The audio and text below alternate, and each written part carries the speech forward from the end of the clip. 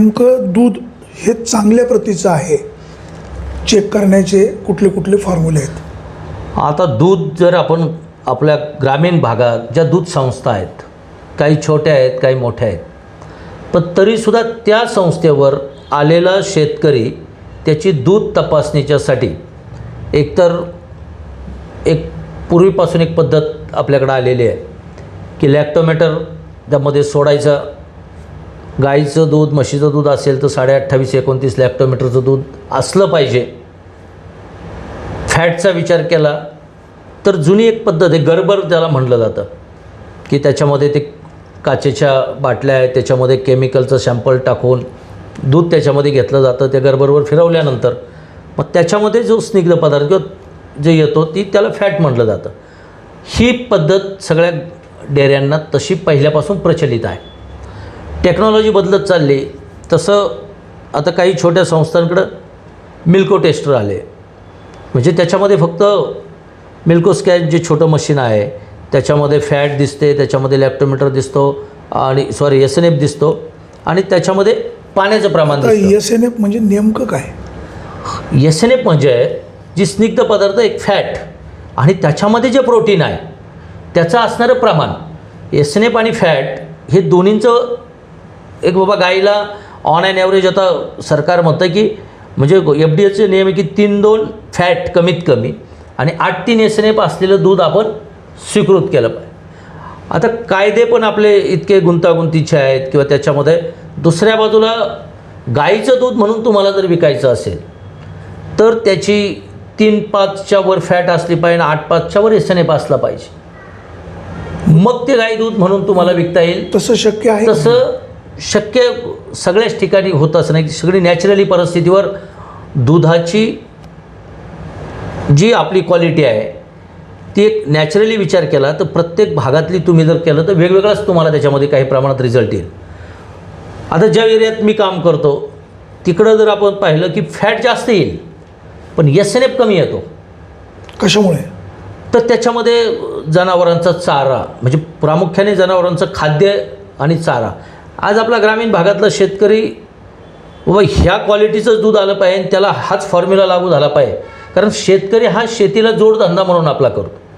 जे व्यावसायिकतेने आता हा धंदा करायला लागले किंवा प्रमुख व्यवसाय ज्यांनी करायला सुरुवात केली, आज शिकलेली मुलं त्याच्यामध्ये काम करायला लागली, AI सारखी टेक्नॉलॉजी आली आणि मग काही त्याच्या पद्धतीने अभ्यास करून काही त्या पद्धतीने करतायत. पण नैसर्गिक परिस्थिती काही अशी आहे की ती आपण बदलू पण शकत नाही. आता आपण दूध जनावरांचं वाढावं म्हणून सुग्रास देतो. आता ते सुग्रासवाल्या कंपन्या सांगतायत की हे सुग्रास घ्या फॅट वाढेल, हे सुग्रास घ्या SNF वाढेल. त्या सुग्रासमध्ये काही मिक्स केलं जातं का कंपन्यांची ही बनवेगिरी लोकांनी काय समजायचं? नाही, आता बघा खाद्यामध्ये सुद्धा वेगवेगळ्या कंपन्या आल्या, प्रत्येकजण आपापलं मार्केटिंग आपल्या पद्धतीने करतो. त्याच्यामध्ये सुग्रासमुळे दुधावर काय परिणाम वापरले जाणारे कंटेंट जे आहेत खाद्यामध्ये, जसं औषधांचे कंटेंट आपल्या त्या औषधाच्या पाठीमागे लिहिलेले असतात, बॉटलवर लिहिलेले असतात, तसं त्या खाद्यामधले कंटेंट देखील त्या पिशवीवर लिहिलेले असतात. मग ते वापरल्यानंतर मग आता शेतकरी काय करतो की तो समजा कात्रजचं जर खाद्य वापरतो, माझ्यासारखा शेतकरी मी कात्रजचं खाद्य वापरतो, मला वाटतं की बा कात्रजचं वापरलं तर माझ्या जनावरांचं आरोग्य चांगलं राहणार आहे, मला दूध जादा मिळणार आहे. तुम्ही त्या संस्थेचे डायरेक्टर आहेत? नाही, मी डायरेक्टर आहे म्हणून हे बोलत नाही.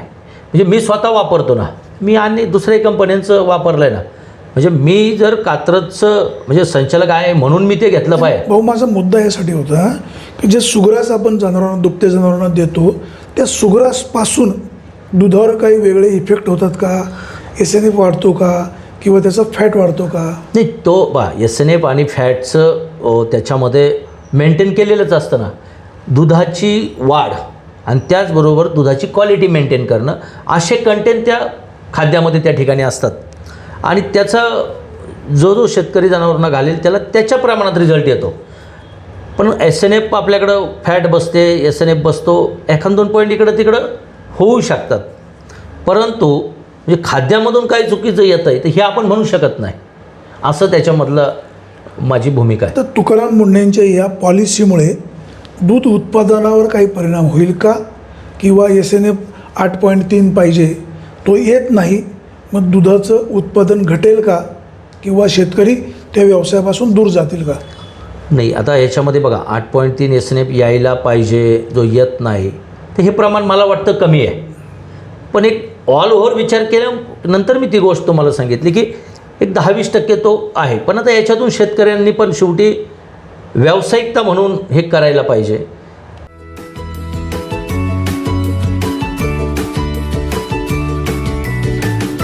बातम्या शेतीच्या,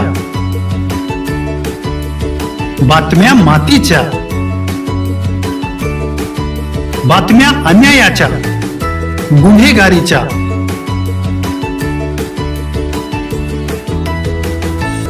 राजकारणाच्या आणि समाजकारणाच्या,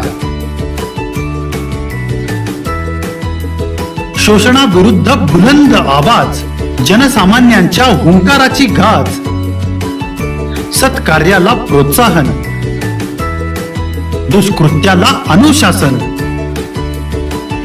निर्भीड, निस्पृह, सडेतोड, बेधडक आणि रोखटोक म्हणजेच विघ्नहर टाइम्स. शोध बातमीचा, ध्यास सत्याचा. आपलं चॅनल, आपली बातमी. सबस्क्राईब तर कराच, पण बेल आयकॉनवर क्लिक करायलाही विसरू नका.